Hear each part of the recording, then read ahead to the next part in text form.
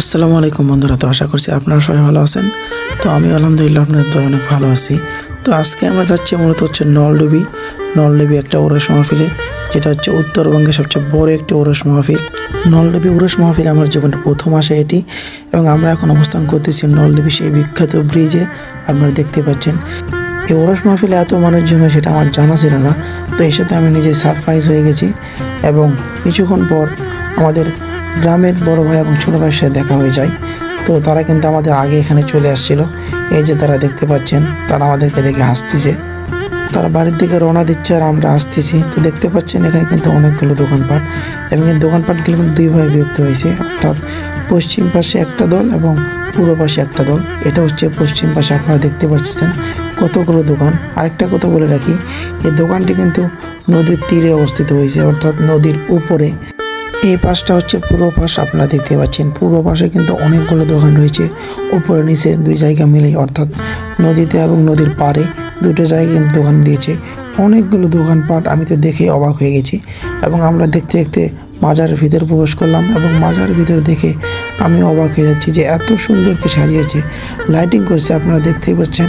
এবং ভিতরে যে এত মানুষের ভিড় হয় সেটা জানতাম না। তো দেখতে পাচ্ছেন ভিতরে কিন্তু অনেকগুলো মানুষ রয়েছে, এবং আমরা দুজন মিলে একটু পোজদের ছবি তুলতেছি, ছবি নিয়ে একটু ভিডিও করতেছি। এবং আমরা এখন সামনের দিকে যাব, সামনের দিকে গিয়ে আপনাদেরকে দেখানোর চেষ্টা করব। তো দেখতে পাচ্ছেন এখানে কিন্তু অনেক সুন্দর করে সাজিয়েছে, এবং চারপাশে কিন্তু বাতি রয়েছে, সব দিকেই বাতি এবং লোকজন। যত রাত বেশি হচ্ছে তত মানুষজন বেশি হচ্ছে, আস্তানায়। তো আমরা এখন যাব হচ্ছে যেখানে পাক হচ্ছে, সেখানে কিন্তু অনেকগুলো চুলাতে পাক করা হয় আমি শুনেছি, কারণ আমি কখনো আসি না এখানে।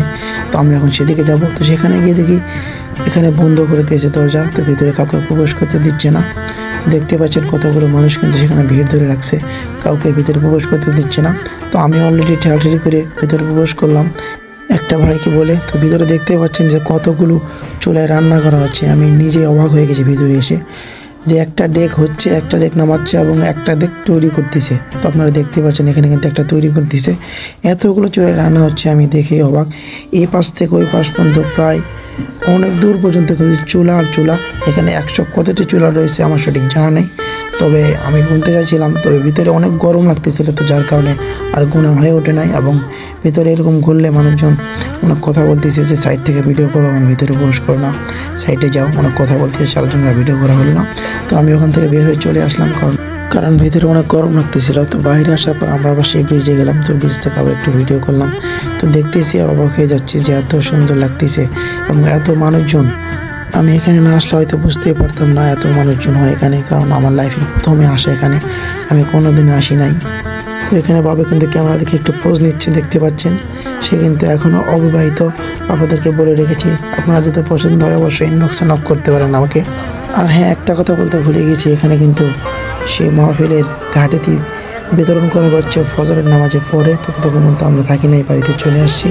তো বন্ধুরা, আজকের ভিডিওটি পর্যন্ত। ভিডিওটি যদি ভালো লাগে ভিডিও লাইক করবেন, অবশ্যই শেয়ার বাটন ক্লিক করে শেয়ার করবেন, এবং আপনি যদি আমার চ্যানেলে দেখে দর্শক থাকেন অবশ্যই আমার চ্যানেলটি সাবস্ক্রাইব করবেন, এবং 5 টাকা বেলাইকনটি বাজিয়ে দেবেন পরবর্তী ভিডিওর নোটিফিকেশন পেতে। দেখা হচ্ছে পরবর্তী কোনো ভিডিওতে। ততদিন পর্যন্ত ভালো থাকবেন, সুস্থ থাকবেন। আল্লাহ হাফেজ।